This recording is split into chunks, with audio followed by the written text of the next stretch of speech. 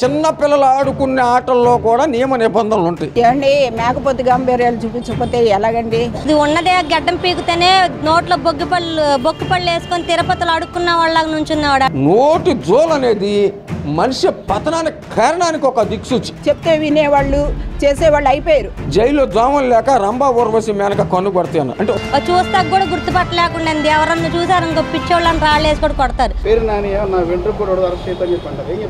ఏమండి మేకపోతు గాంభీర్యాలు చూపించకపోతే ఎలాగండి? అంటే భయపడేవాడు బయటికి చెప్తాడే ఏంటి? మేకపోతు గాంభీర్యాలు చూపిస్తాడు.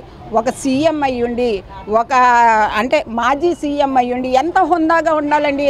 హుందాతనం అంటే ఏంటో చంద్రబాబు నాయుడు గారి దగ్గర నేర్చుకోమనండి. హుందాతనం అంటే ఏంటో మన లోకేష్ గారి దగ్గర నేర్చుకోమనండి. అంతేగాని వీళ్ళు సొల్లు కబుర్లు చెప్పొద్దని చెప్పండి. చెప్తే వినేవాళ్ళు చేసేవాళ్ళు అయిపోయారు. డ్రామాలు ఆడేవు, కోడికత్తి డ్రామా ఆడేవు, 100 రకాలుగా ప్రలోభ పెట్టినా కూడా నీకు 11 సీట్లు వచ్చాయి.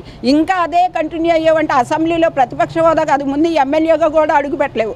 అది తెలుసుకో. నీ వెనకాతలే కూటమి జనాలు లేరు, నువ్వు మాట్లాడేవాడు. ఇది ఉన్నదే గడ్డం పీకుతేనే నోట్లో బొక్కుపళ్ళు వేసుకొని తిరుపతిలో అడుక్కున్న వాళ్ళ నుంచున్నవాడు. ఆడేం పీకాలనుంది?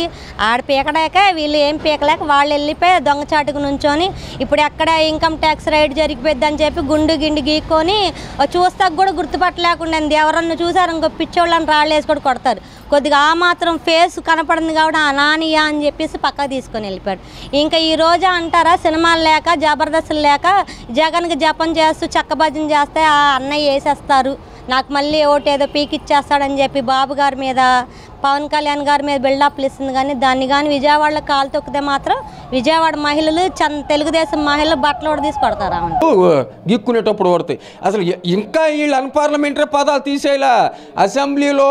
ఇప్పుడు సామాన్య చిన్నపిల్లలు అయితే ఏదో టూ మచ్గా చిన్నపిల్లలు ఆడుకునే ఆటల్లో కూడా నియమ నిబంధనలు ఉంటాయి. పవిత్రమైనటువంటి అసెంబ్లీలో బయట ఎన్ని టూ మచ్గా మాట్లాడి అసెంబ్లీలో బీఎస్సీ సమావేశం జరిగేటప్పుడు ఈ ఇష్యూ మాట్లాడని చెప్పి స్పీకర్ గారి నాయకత్వం జరిగింది.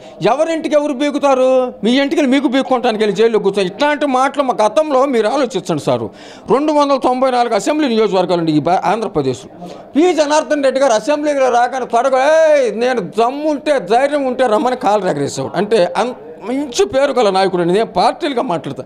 ఉద్యమ నాయకుడు, ఐఎన్టీయూసీలో పేరుంది. ఖైరతాబాద్ శాసనసభ మొట్టమొదటిసారిగా ఆధ్యాత్మిక చింతన కలిగినటువంటి ఖైరతాబాద్లో అతిపెద్ద వినాయకుడు పెట్టిన ఉద్యమ నాయకుడు. చివరికి అంతా బాగానే ఉంది, బుద్ధి మంచిది, గుణం గుడిచేది అన్నట్టు అసెంబ్లీలోకి వచ్చి నేను తలుచుకుంటే మామూలు కాదు, దమ్ము ఉందా ధైర్యం ఉందా అని మాట్లాడేవాడు.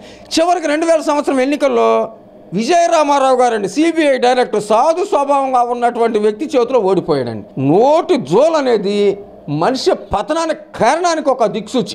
73 సంవత్సరాల వయసులో చంద్రబాబు నాయుడు గారు అసెంబ్లీ సాక్షిగా గౌరవ సభను చేసి గౌరవ సభను తీసుకెళ్లి కుటుంబాన్ని మాట్లాడితే ఆ పెద్ద ఆయన కాబట్టి ఓర్చుకున్నాడు. కానండి ఆ రోజు మీకు గుర్తు రాలేదా? కొల్లు రవీంద్ర గారిని అరెస్ట్ చేసిన రోజు మీకు గుర్తు రాలేదా? మీరు ఆలోచించండి. పట్టాభి గారు కూతురు చిన్నపిల్ల అయితే 3 రోజులు అరెస్ట్ చేసినప్పుడు మీకు గుర్తు రాలేదా? అచ్చెన్నాయుడు గారిని అనారోగ్యంతో బాగా ఫైల్స్ ఆపరేషన్ చేసుకున్నది గుర్తు రాలేదా? 73 సంవత్సరాల వయసులో చంద్రబాబు నాయుడు గారు నంద్యాల నుంచి విజయవాడ తీసుకొచ్చినప్పుడు మీకు గుర్తు రాలేదా? అక్రమంగా దేనికి అరెస్ట్ చేస్తారు? అసలు ఆ కేసుకి ఎవరైనా చంద్రబాబు నాయుడు వల్లభనేని వంశీని అక్రమంగా అరెస్ట్ చేయమన్నారా?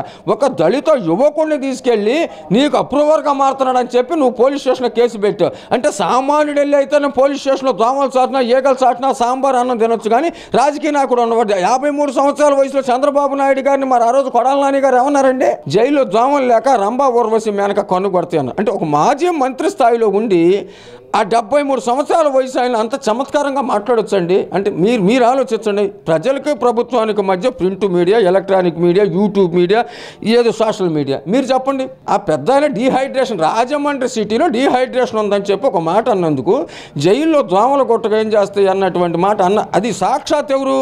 కేడల్లా ఒక రాష్ట్ర మంత్రిగా కొడాల నాని గారు అన్నారు. ఇది కరెక్ట్ కాదు కదండి. మీరు ఆలోచించండి. ఇప్పుడు అది మా మనసులో బాధ కలిగిద్దిగా.